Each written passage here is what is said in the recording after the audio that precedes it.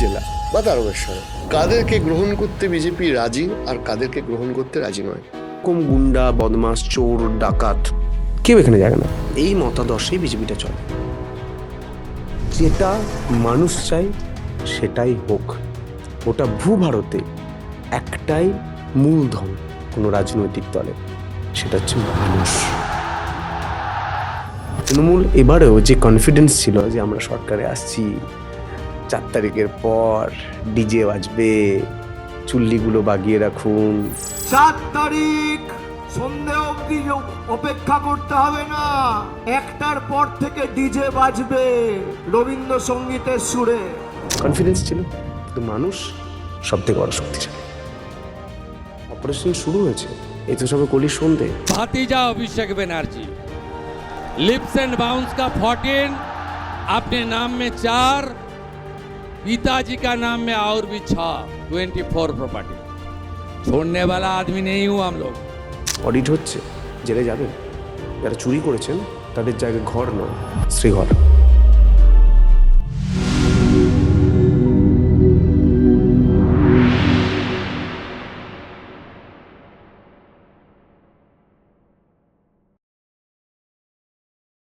আমি বলছি যে মানুষগুলো তখন তৃণমূলের হয়ে বলেছিল, বিজেপির বিরুদ্ধে বলেছিল, আজকে বিজেপির ফেভারে বলছে, তারা কি আদৌ পরিবেশের জন্য বলছে নাকি তারা তো বাস্তবে আমরা যেটা বুঝতে পারছি নিজের স্বার্থ সিদ্ধির জন্য বলছে? দেখুন না স্বার্থসিদ্ধি হয় কিনা।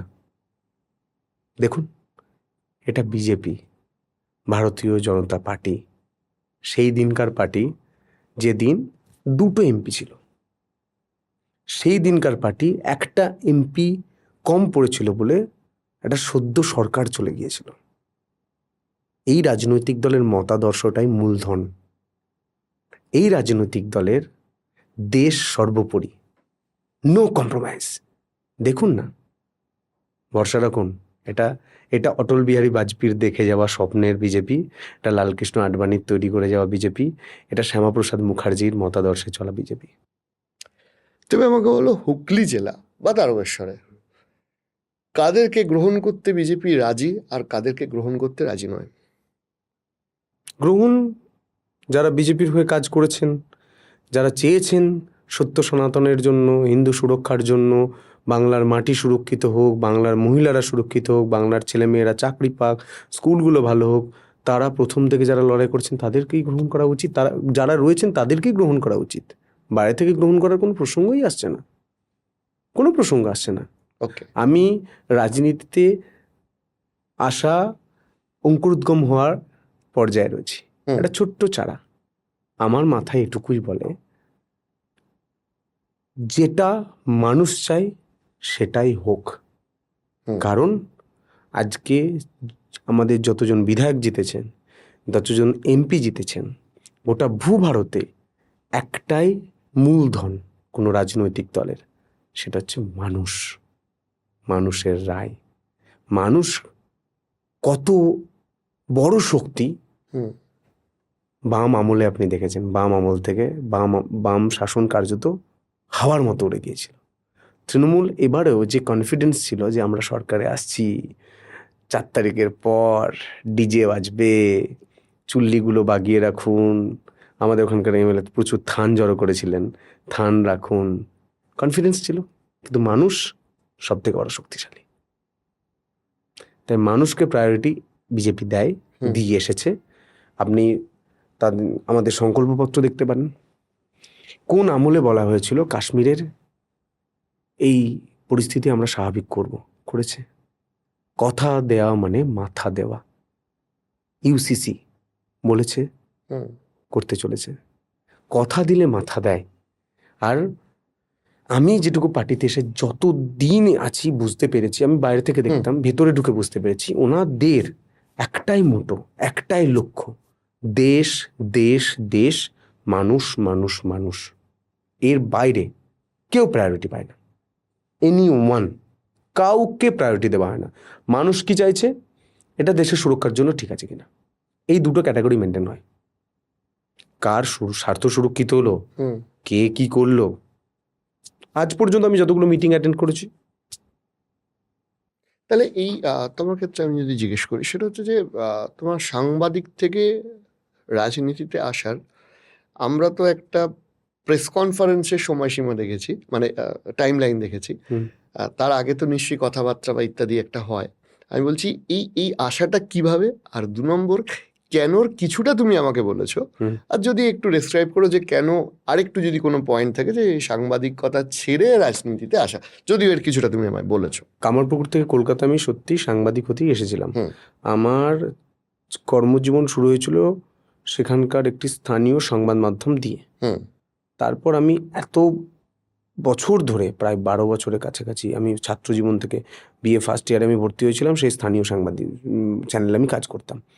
First year, second year, third year করে একটা লং টাইম আমি লড়াই করে একটা জায়গায় বসেছিলাম। আমি তো একটা ভালো জায়গায় ছিলাম, আমাকে গোটা বাংলার মানুষ ভালোবাসা দিয়েছেন, পরিচিত ছিল।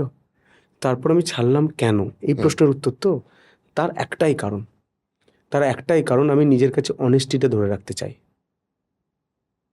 আমার কাছে যদি আমি ভাবতাম যে আমি চেয়ারে বসবো, পেছনের দরজায় যেটা এতদিন করে যেতেন টপ বসেরা, যে উদাহরণ দিলাম, সেটা করব, পারতাম না। যদি শাসক দলের নাম তৃণমূল হতো, বিজেপিতে এটা হয় না। দ্বিতীয়ত আমি আমার অনেস্টি, আমি করব না। অনেকেই চেষ্টা করছে, কিন্তু আমি চেষ্টা করলে করব না। আমার ধক আছে, ভগবান আমাকে সেই ক্ষমতা দিয়েছেন। আমি প্রতি সোমবার দেবাদিদেব মহাদেবের কাছে এটাই চাই যে মহাদেব আমার কিচ্ছু চায় না, শুধু আমার তোমাকে চাই, তুমি আশীর্বাদ রেখো। সেই ধকটা আছে। আমি 2 ঘন্টার মধ্যে সিদ্ধান্ত নিয়েছি, কোনো কিছু ভাবিনি। আমি চুপচাপ বসেছি, আমার কি করা উচিত। আমার বাবা মাকে ফোন করেছি, বাবা মা বলেছে তোমার জীবনে আজ পর্যন্ত আমরা কোনো ডিসিশন চাপিয়ে দিইনি, তোমার যেটা ভালো মনে হয় সেটা করো। আমি দেখেছি যে আমি যদি আজ এই সিদ্ধান্ত না নিই, তাহলে আমি পরবর্তী ক্ষেত্রে যাতে আফসোস আমার না হয়। আমি সিদ্ধান্ত নিয়েছি, আমাকে কিন্তু বলা হয়নি তোমায় বিধায়ক করব, তোমায় নেতা বানাবো। আমায় একটাই অপশন দেওয়া হয়েছিল, তুমি এসে লড়াই করতে চাও, তুমি লড়াকু ছেলে, তুমি চাও, হ্যাঁ কি না? বললাম হ্যাঁ চাই। কারণ আমি সেই আর্তনাদটা দেখেছি, রেশনের লাইনে দাঁড়িয়ে সব 2 কিলো পান দিচ্ছে 1 কিলো। আমি সেই লড়াইটা দেখেছি যে আমার বাবা চাষ করে, 6 বিঘে জমি চাষ করে, ধান ফলিয়ে, আলু ফলিয়ে, তিল ফলিয়ে, হাড়ভাঙা পরিশ্রম করে আমার টিউশনে বেতন দিতে পারেনি। আমি সেই লড়াইটা দেখেছি। আমার টাকা পয়সার জন্য আমার বোনকে ভালো স্টুডেন্ট হয়েও ডাক্তারিতে না যেতে পেরেও নার্সে আসতে হয়েছে। আমি সেই দিনগুলো দেখেছি, আর আমি প্রতিটা মানুষের মধ্যে সেই দিনগুলো খুঁজে পাই।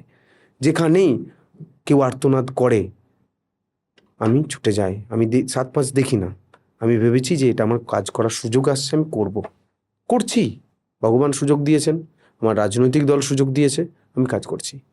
এখানেই দাঁড়িয়ে জিজ্ঞাসা করছি, সেটা হচ্ছে যে একটা এক্সিস্টিং চলে আসা সিস্টেম, মানে বিউরোক্র্যাটস বা সমস্ত অ্যাডমিনিস্ট্রেশন, সেটা তো একটা পুরনো অভ্যাসে রীতিমতো চলে, যেটাকে ওই বাঁধ ভেঙে দাও বিষয়টা এক ঝটকায় হয় না। মানে মানুষের যেরকম এক্সপেকটেশন আসে যে একটা সরকার পরিবর্তন হয়ে যাবে, সব কিছু 180 ডিগ্রি ঘুরে যাবে, যেটা বাস্তব নয়। সেখানে করাপশন ফ্রি সিস্টেম কি ডেভেলপ করা সম্ভব এত সহজে? সম্ভব, সেটা চেষ্টা করছেন আমাদের রাজ্যের মুখ্যমন্ত্রী, সেটা চেষ্টা করছেন সেন্ট্রাল নেতৃত্ব, সেটা চেষ্টা করছেন আমাদের প্রচুর ভালো ব্যুরোক্র্যাটস রয়েছেন, যাদেরকে এতদিন তারা মানুষের ভালো চেয়েছিলেন বলে তাদেরকে সাইডলাইন করে রেখেছিলেন। মহিলাদের সুরক্ষার জন্য দময়ন্তী সেনকে ঘুরিয়ে আনা হয়েছে, আপনি নিজেও জানেন।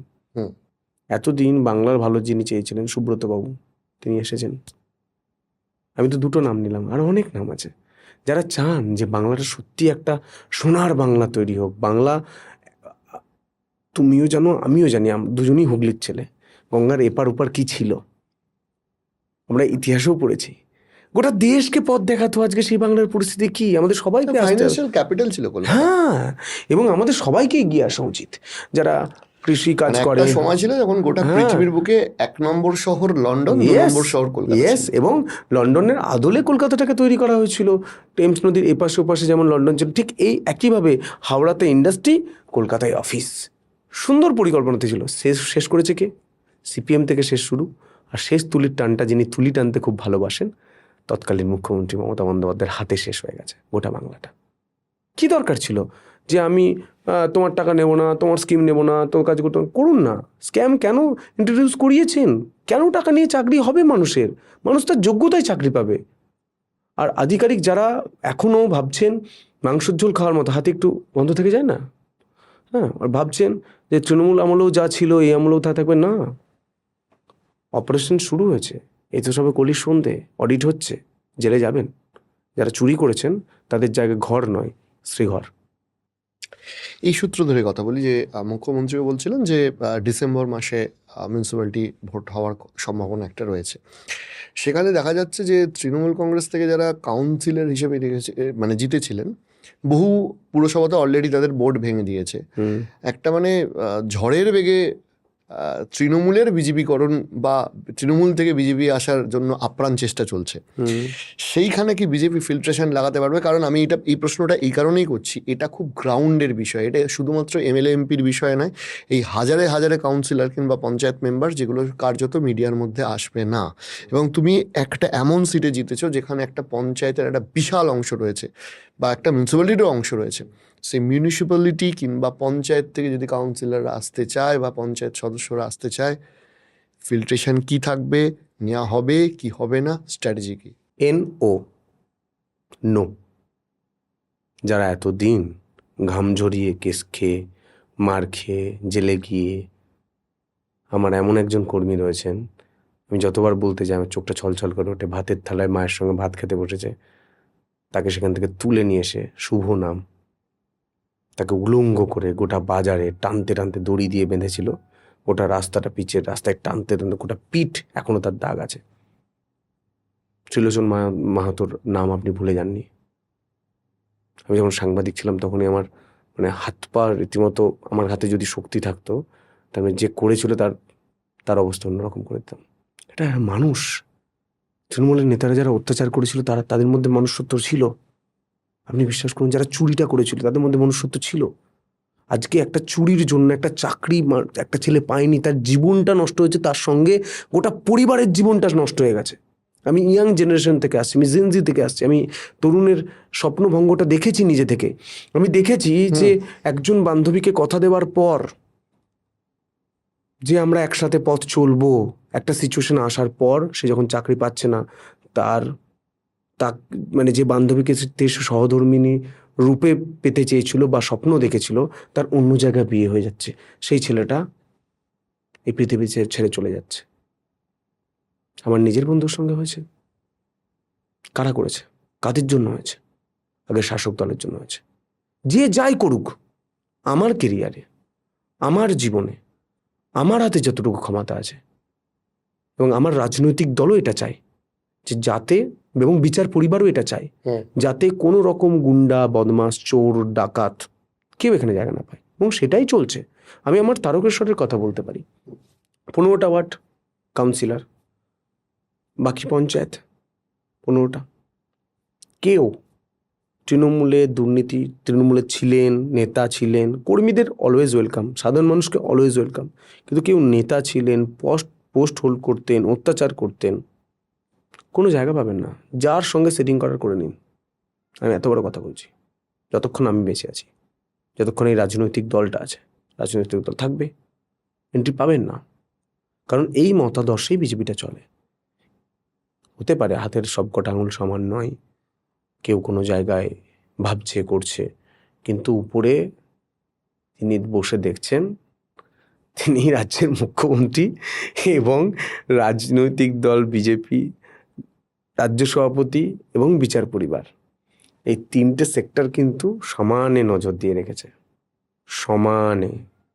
এটা আগের রাজনৈতিক দল তৃণমূল নয় যে যা খুশি করা যায়। আজ করবেন, 5 দিন পর ফল পাবেন, ফল পাবেন, আমি এটা বিশ্বাস করি। এবং আমি যতগুলো মিটিং অ্যাটেন্ড করেছি, এটুকু দেখে আমি বুঝতে পেরেছি যে আপনি যদি দোষ করেন, আপনি কি ভাবছেন কেউ দেখছে না? আরে আমি তো কেউ দেখেনি, ঠিক আছে আমি করে ফেলেছি, সব দেখছে।